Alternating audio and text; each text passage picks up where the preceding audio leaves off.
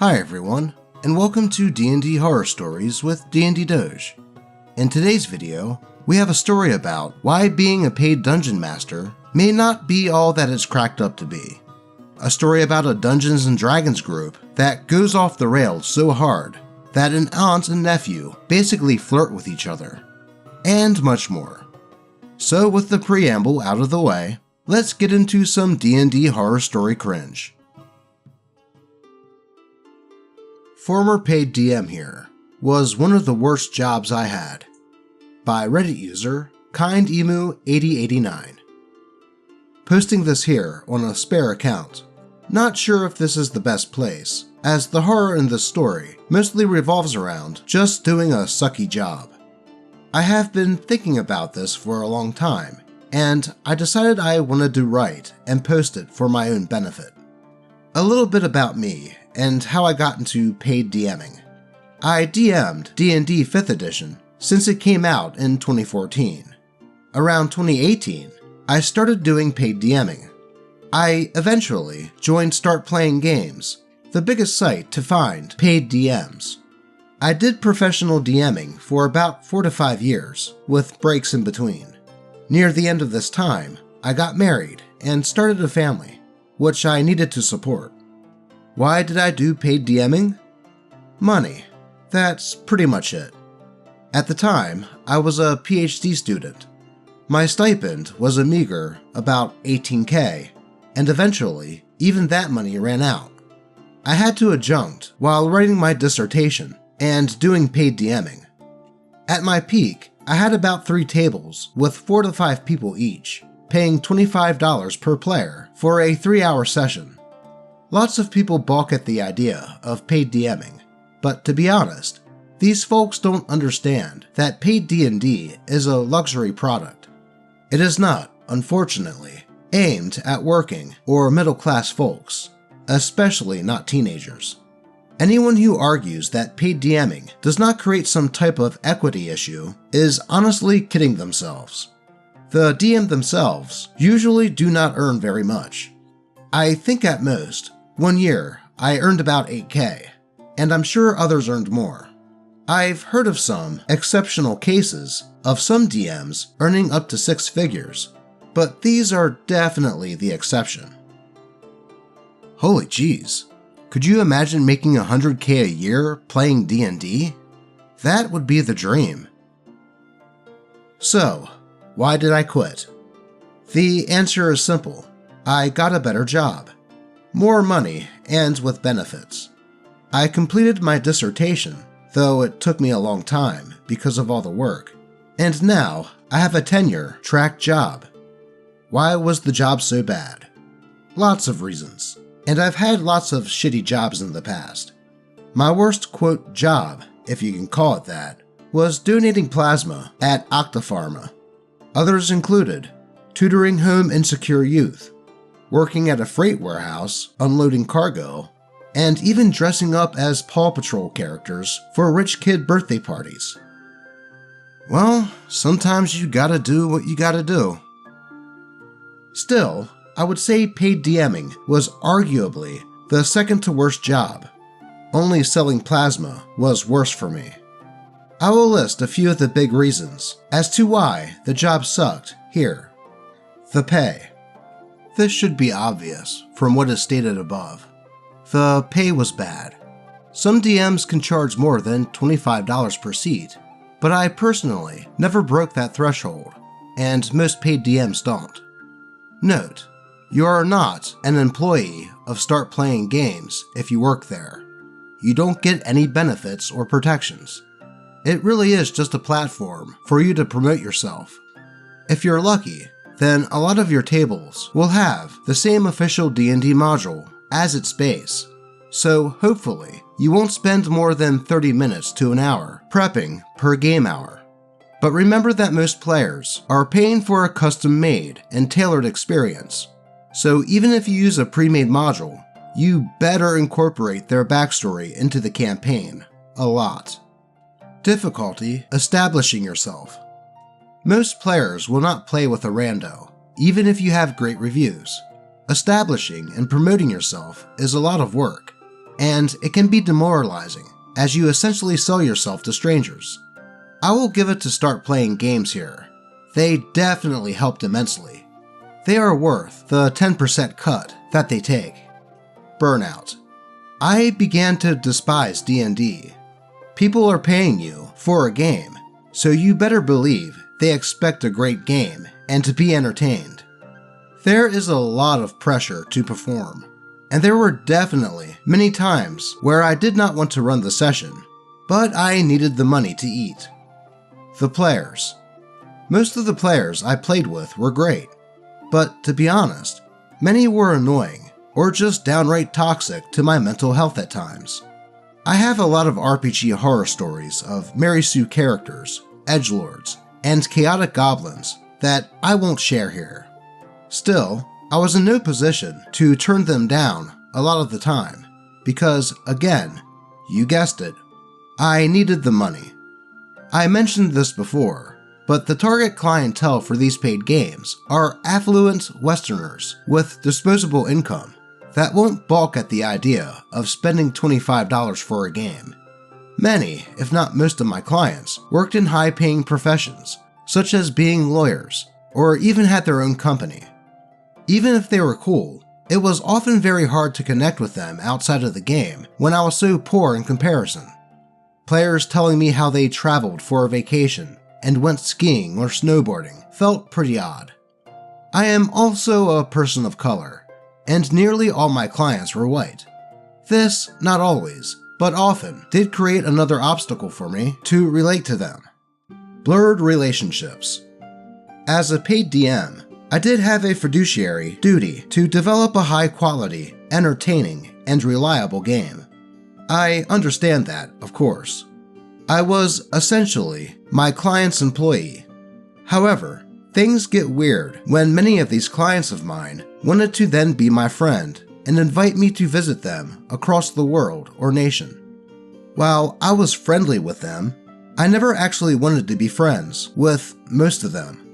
Having to politely decline their invitations without hurting their feelings, and thus having them replace me with another paid DM was awkward, to say the least.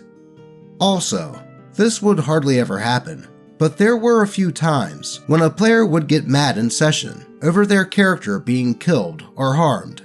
During these times, the power dynamics are all sorts of messed up, as I had to be fair to myself and my client players. And again, I still needed the money, so I couldn't just tell them to take a hike if they did not accept my ruling. The other paid DMs.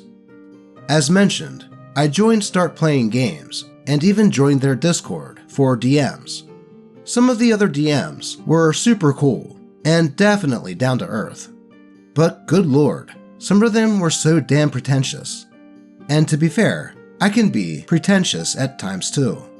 I suspect you need to be a little pretentious to think you're worthy of people paying you money to play games with them online.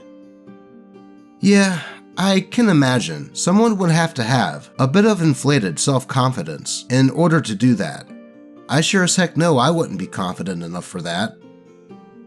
But man, their Discord server would always go off with some intense argument about AI, D&D versus Pathfinder, or some other niche topic. It is safe to say that they have a loud and vocal minority group that can't stop arguing. Moreover, I did experience a lot of smug gatekeeping on there, and I guess I can't blame them too much. I mean, we are competing for the same type of rich clientele, you know? And from what I gathered, many paid DMs were in a similar boat to me. Quite poor, needed money, or had some disability in which this was one of the few jobs they could do. It can be a little cutthroat out there. There is immense competition and pressure to make your thumbnail and game stand out. I can kind of associate with that. Honestly, it sounds a bit like having a YouTube channel. There were even times that DMs accused other DMs of, quote, poaching or stealing their players. I had to take a break from their Discord a lot, because even though it was sometimes a fascinating car crash to watch, it wasn't healthy for my mind. I won't name any specific toxic DMs, so don't ask me to. Yet, I'm sure I've probably read about a few of them. Conclusion. So, to conclude, do I recommend that you try paid DMing as a side gig? Not really. I don't think most people can handle it mentally. But hey, maybe you're an exception. If you think so, go for it. Still, I suspect paid DMing was better than other paid side gigs, like driving Uber or whatever. But it is definitely not better than most stable jobs that treat you as an employee, as opposed to an independent contractor. Well, I think that is all I wanted to say. Surprisingly, I do feel better writing this out and sharing it.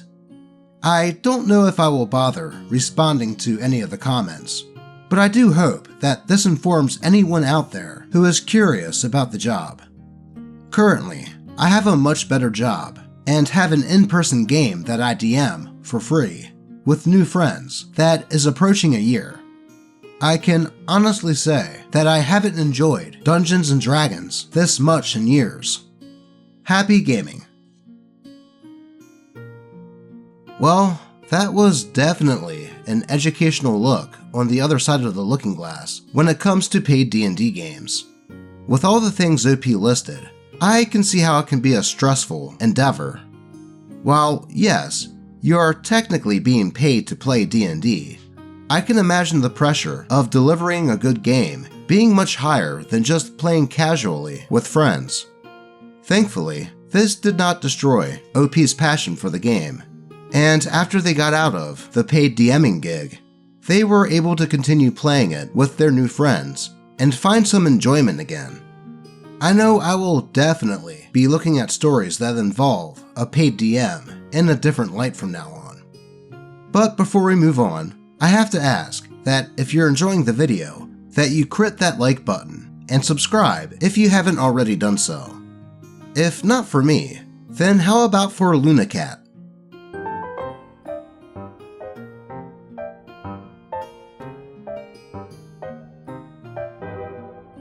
How could you resist that face?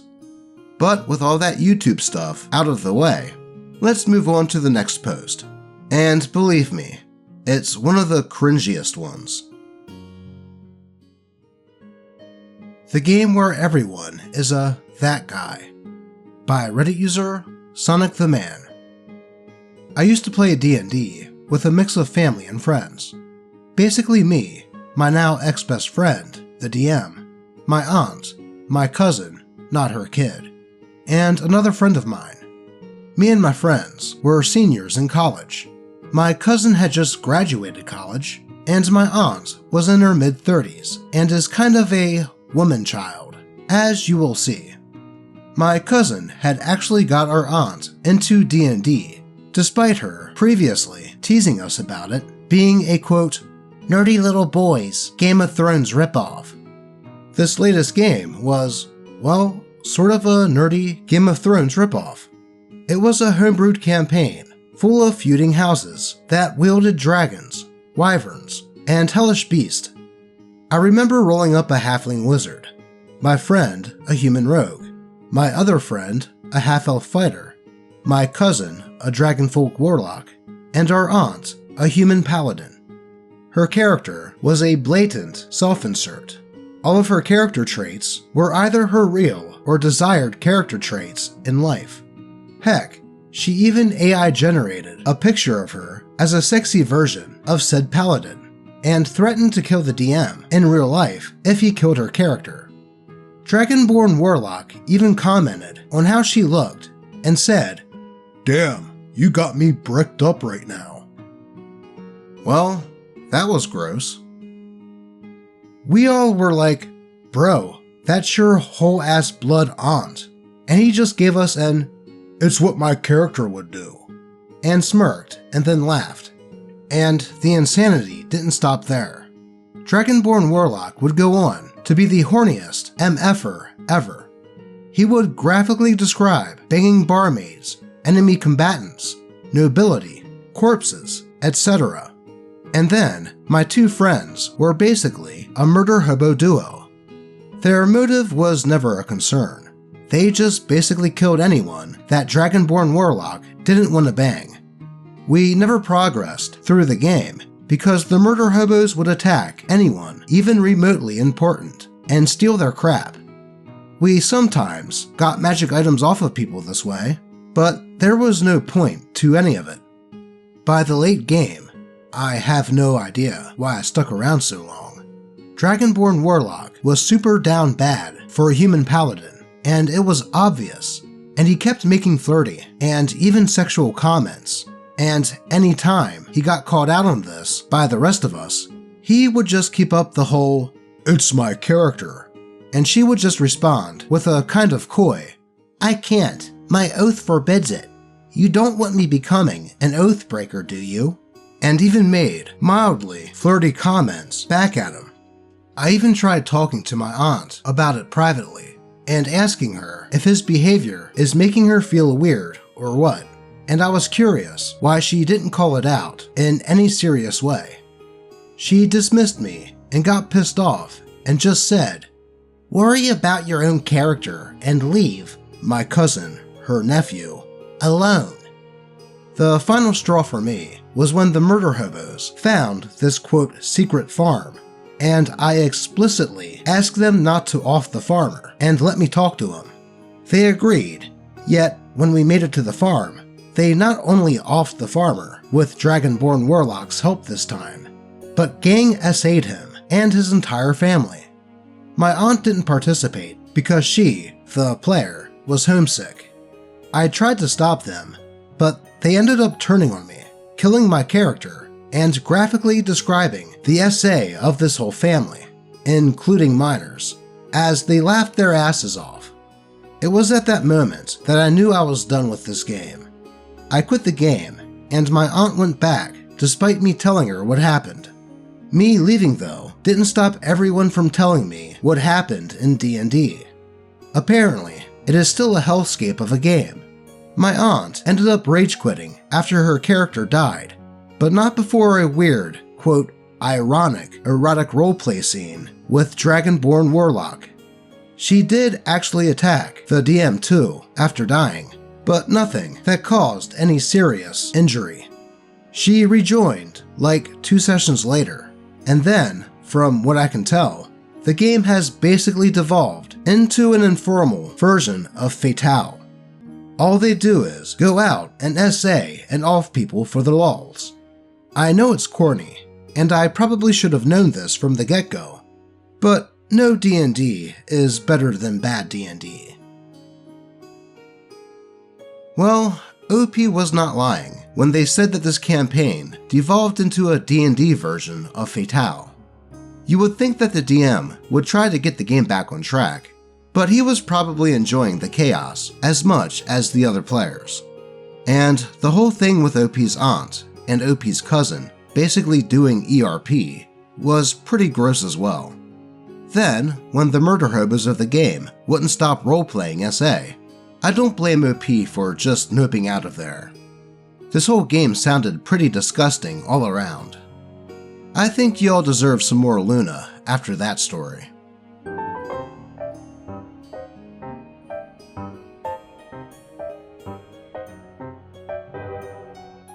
There we go. Now that we got our wholesome levels up, I think we are ready to move on to the next post. My player's entire personality is just sex, by Reddit user Orion. The title is not clickbait. I have no other way to explain how this is even happening. Okay, so I just moved to a new place with a bunch of my friends. They're awesome, and I really wanted to start up a small campaign we could all play since we spent so much time together. Many of my friends have never played before, and they all really liked the sound of it. So they made their characters, sent me some backstory, and we were almost good to go. That is, however, until one player in particular sent me their backstory. I've heard the trope many times throughout my years of playing, particularly linked with bards, where one character just wants to flirt with everything. And that's fine.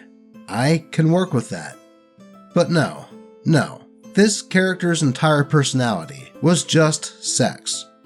They have a quote, deal with a deity, where as long as they retrieve, quote, items of personal value, they will progressively get pieces of their friend back, who was once stolen away by said deity. Initially, I thought, alright, that's cool. How are you going about this? And these are some of the things that they said. Oh, my character will do anything to get what they want. My only goal with this campaign is to flirt and F everything. Oh, they definitely have a list of all the different races they've slept with, including details on certain bits, if you know what I mean. Oh, they'll never actually fight people. I'm just gonna roll to seduce. I am not joking. Those are real quotes. I'm really struggling on how to work my way around this. When speaking to my other players, they've all said that it's a very uncomfortable scenario, and that their characters just wouldn't like them at all. I really want this campaign to work out, but they're adamant on being this character, and I've got no real right in making them change it. I'm drawing a blank on how to fit them in. What kind of character progression can you have if all you want to do is sleep with people?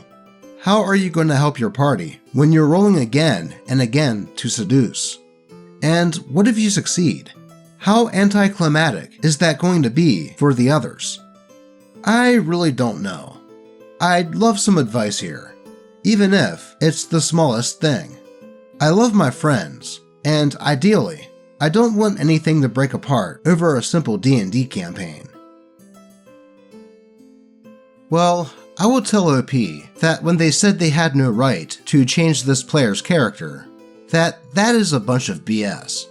You are the dungeon master and the one running the game, and if a player's character doesn't really fit with the type of game you want to run, you have every right to ask them to change characters, or at least change aspects of them.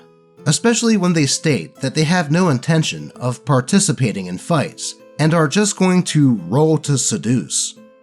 I would talk to said player about this and why you don't want that type of character in the game, and if they don't like it, they don't have to play. Or, if they refuse to listen, have the first combat that he tries to, quote, roll to seduce, be one that downs his character. That way, they will learn that seducing isn't always the answer. Though, what would you guys suggest OP do here? Be sure to let us know in the comments. But with that said, let's move on to today's final story. Was I wrong to kill my party member? By Reddit user EmotionalHawk8359. One of my fellow players started the game with two characters, a dwarf barbarian and a reborn necromancer wizard. Halfway through, however, the wizard's memories returned to him, and he decided to leave us so he could return to his kingdom. In today's session, he returned with a small army and attacked the party inside an abandoned dwarf stronghold, claiming that he was taking revenge. The player was even controlling, role-playing, and rolling for his old wizard, but now he's being positioned as the villain. Then, the wizard chased my character under a stone platform. It was 10 feet thick, being held up by stone pillars. I used an AoE spell to destroy the pillars, dropping the thick stone platform onto him and instantly crushing him to death. I was expecting the party to be excited by this cool kill, but instead, the room just went silent, and I started to feel like I did something wrong. We just moved on though, continuing to fight the wizard's army. The wizard's player was moping for the rest of the session, and I tried to make it up to him by buffing his barbarian throughout the fight, but I still felt really bad. I don't understand what I did wrong. The party never discussed anything about, quote, bring him in alive, or, quote, don't destroy the body. Heck, I thought that since he was an undead necromancer, he could easily come back after being crushed. His old character became the boss fight, so I killed him. I thought that's what I was supposed to do, I haven't talked about it with the party yet because I'm scared that they'll be upset. Can you explain what I missed? I don't think OP missed anything here. This character was brought back into the game with the intent of fighting OP and the party, so OP did what any player would do and fought him to great effect. My main question here is, why did the Necromancer come back to fight the party in the first place when he was an ally before? And why did the DM allow this player to have two characters when starting out the game? Perhaps the DM did so because the player didn't quite know what he wanted to play as, and allowed him to play two characters to figure it out before dismissing one of them. Anyway, I don't think OP has anything to feel bad about here. Sure, maybe the player controlling the Necromancer was looking forward to fighting the party, and was disappointed when OP basically one-shot him. But in the end, that was the DM's call, and just how D&D goes sometimes. So I would tell OP not to fret about it too much, and just keep enjoying the game. I'm sure that that player will get over it. But that is all I have for you today. As always, I appreciate all of you, and may your games remain horror story free. Until next time.